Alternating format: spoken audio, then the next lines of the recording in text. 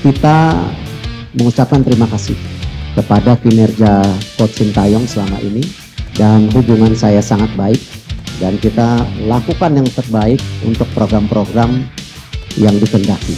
Kita melihat perlunya ada pimpinan yang bisa lebih menerapkan strategi yang tentu disepakati, dan Pak Marji sudah ketemu Coach Sintayong tadi pagi, dan Coach Sintayong sudah menerima ya.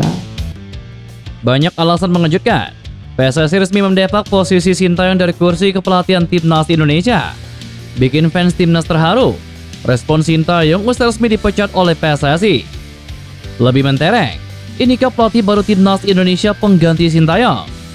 Serta beberapa berita Timnas Indonesia hari ini. Selengkapnya hanya di Kickoff Football.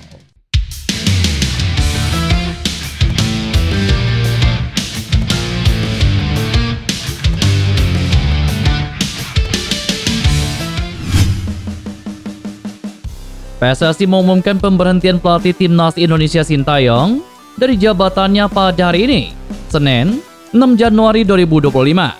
Perpisahan itu dinilai Erick Thohir sudah dipikirkan matang-matang. Mulanya malah, hal tersebut bisa saja diputuskan sebelum Timnas Indonesia menghadapi Cina di ronde ketiga kualifikasi Piala Dunia 2026 zona Asia pada tanggal 15 Oktober lalu. Apa yang kita lakukan hari ini untuk kebaikan tim nasional? Kalau dilihat PSSI 1,5-2 tahun terakhir mempunyai program sangat konsisten. Semua kita lakukan sangat transparan, tanpa agenda tertutup. Kita mengucapkan terima kasih kepada kinerja Coach Sintayong selama ini. Hubungan kami sangat baik, dan kita bekerja baik untuk program-program yang kita jalani. Tetapi dinamika di Timnas ini menjadi perhatian khusus dalam kami melakukan evaluasi.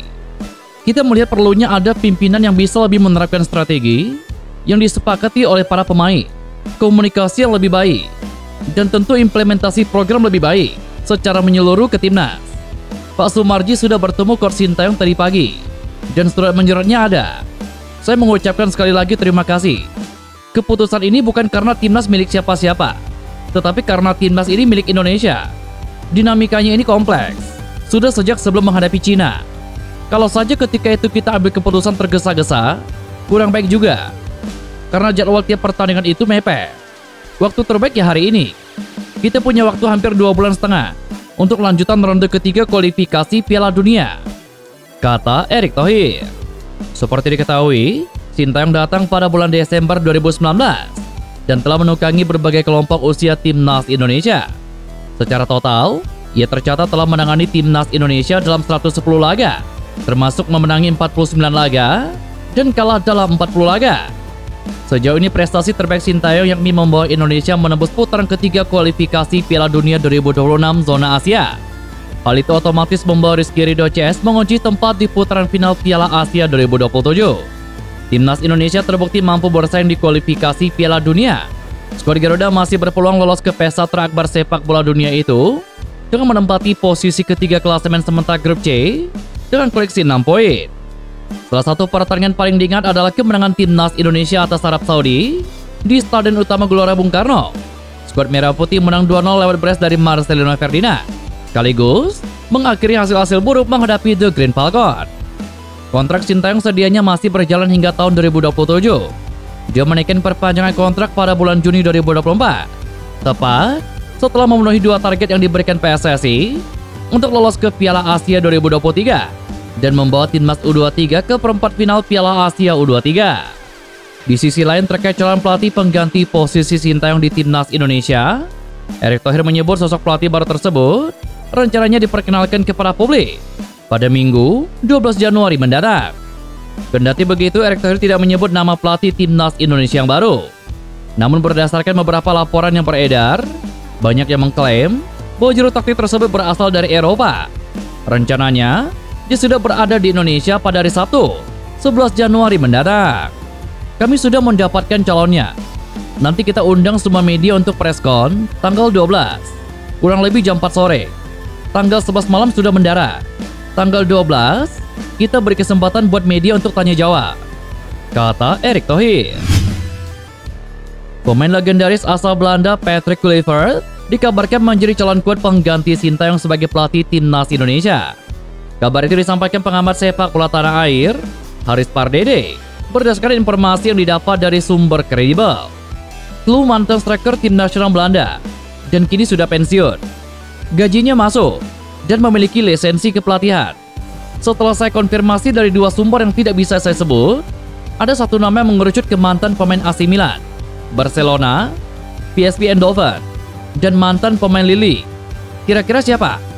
Kalau kalian tebak Patrick Kluivert, ya, itu. Saya mendapatkan informasi dari beberapa sumber yang kredibel. Tetapi bisa juga salah, kata Haris Pardede. Ketika aktif sebagai pesepak bola, Patrick Kluivert bukanlah pesepak bola sembarangan. Ia pernah membawa Ajax Amsterdam juara Eredivisie, Liga Champions, Piala Super Eropa, hingga Piala Interkontinental. Sementara bersama Barcelona, Kluivert membawa Barcelona kampiun Liga Spanyol dan mengantarkan PSV Eindhoven sebagai juara Eredivisie.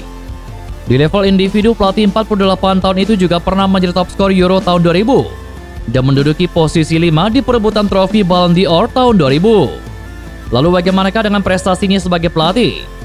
Sejumlah klub pernah ditanganinya mulai dari FC20 U21 hingga klub asal Turki Adana Demirspor.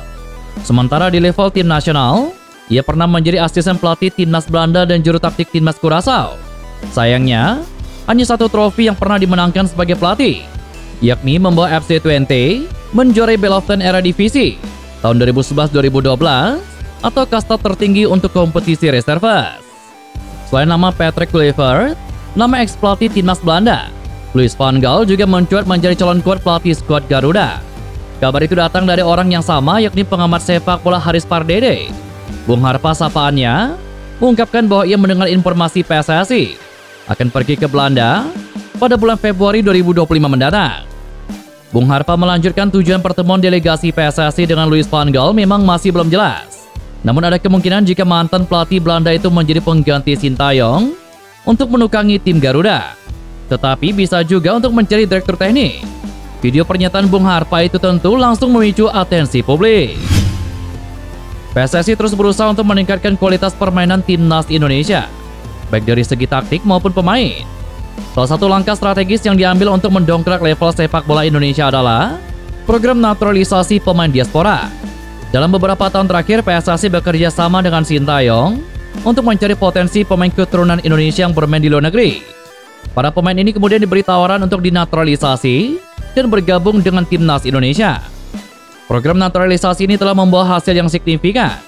Kehadiran para pemain naturalisasi ini mendapatkan sambutan positif dari banyak kalangan karena kualitas timnas Indonesia semakin meningkat dengan adanya pemain-pemain berpengalaman yang memiliki latar belakang sepak bola internasional.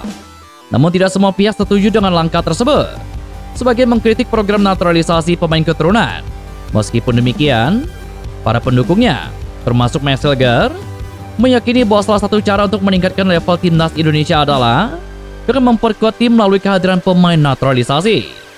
Menurut Messenger, hal ini akan memberikan dampak positif dalam perkembangan sepak bola di Indonesia. Mes menegaskan bahwa menambah pemain naturalisasi di dalam tim nasional Indonesia bukanlah tanda bahwa Indonesia kekurangan pemain berbakat. Menurutnya, keberadaan pemain naturalisasi justru memberikan keuntungan karena mereka membawa pengalaman serta metode latihan profesional yang biasa diterapkan di Eropa. Pemain FC20 ini juga meyakini bahwa dirinya dapat memberikan kontribusi yang signifikan bagi skuad Garuda. Dengan pengalaman dan keterampilan yang dimilikinya, ia percaya dapat membantu meningkatkan performa tim dan berperan dalam perkembangan sepak bola di Indonesia. Dan itulah beberapa berita timnas Indonesia hari ini. Jangan lupa nantikan berita-berita seputar timnas Indonesia selanjutnya hanya di Kickoff Football.